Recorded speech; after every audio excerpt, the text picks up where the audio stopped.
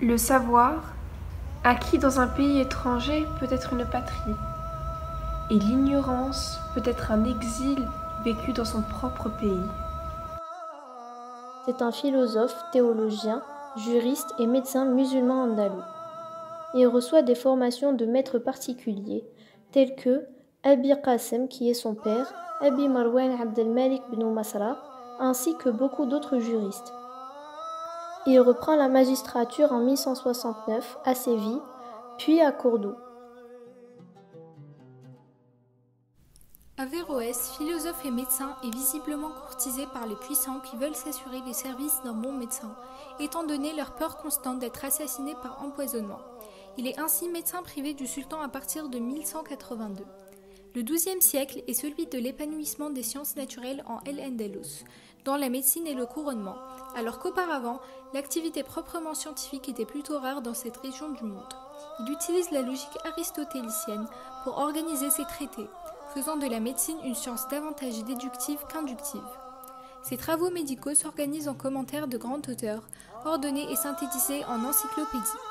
La pensée médicale d'Averroès se situe au moins à deux niveaux. L'un de philosophie ou de théorie médicale, l'autre est celui de la médecine appliquée, dominé par l'articulation entre Aristote et Galien. L'œuvre médicale d'Averroès va donc chercher à les résoudre en poursuivant le chemin déjà parcouru par Al-Farabi et Avicenne. Averroès et le droit. Averroès a été éduqué dans la tradition du malikisme, l'une des 4 grandes écoles de droit du sunnisme. Il a exercé la fonction de grand cadi, c'est-à-dire juge suprême, à Cordoue, en Andalousie. Sa plus célèbre fatwa, ou consultation juridique, est celle dite du discours décisif. Averroès privilégie la méthode comparative en matière de droit, qui consiste à résoudre un cas en cherchant les similitudes avec un autre cas, et insiste beaucoup sur la méthode. Il convient, selon lui, de connaître l'authenticité du hadith, la portée des textes et de mettre cela en perspective. Averroès a longuement consacré sa vie pour l'existence de Dieu, étant lui-même un bon musulman. Averroès utilise un premier argument en faveur de l'existence de Dieu dans le dévoilement des méthodes de démonstration des dogmes de la religion musulmane, la providence. Il consiste à dire que tout dans l'univers sert les fins de l'être humain. Il donne les exemples du soleil, de la lune, de la terre elle-même et du temps au sens météorologique, qui montre selon lui que l'univers est conditionné pour les hommes. Cela montrerait qu'il y a un Dieu qui a fait l'univers pour eux. Le second argument est celui de l'invention ou construction du monde par un Dieu. Le traité décisif, tout à la fois philosophique et théologique, révèle la dimension religieuse de son auteur. Le recours au Coran et la citation de nombreux versets témoignent à la fois de sa culture coranique acquise dès son plus jeune âge, de son intelligence pénétrante et de sa conviction de bon musulman et de philosophe.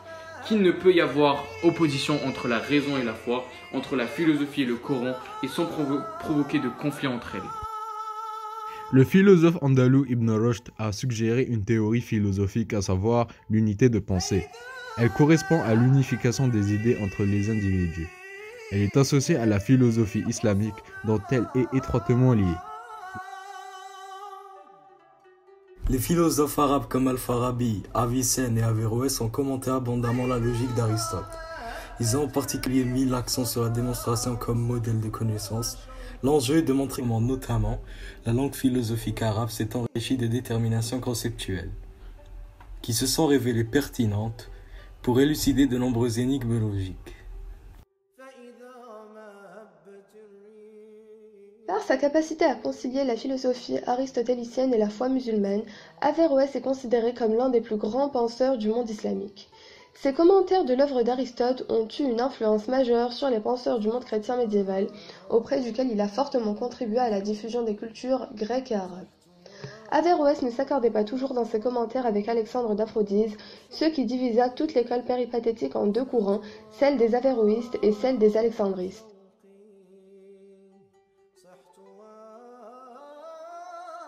Si elle ne crée pas de transfert de connaissances, sa pensée participe à cette diffusion philosophique en Occident.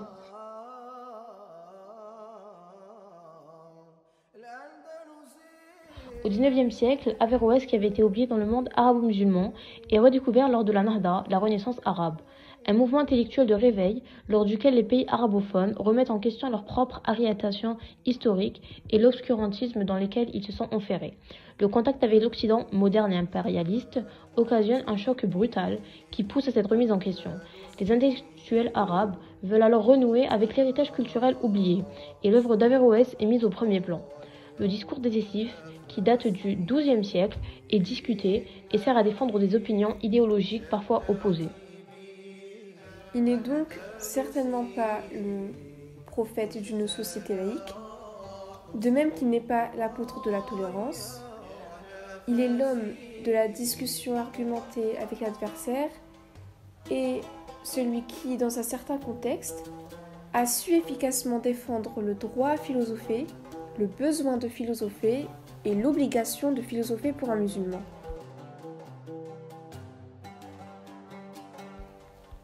يقول ابن رشد: مجالسة الصالحين تحولك من 6 إلى 6، من الشك إلى اليقين، من الرياء إلى الإخلاص، من الغفلة إلى الذكر، من الرغبة في الدنيا إلى الرغبة في الآخرة، من الكبر إلى التواضع، ومن سوء النية إلى النصيحة.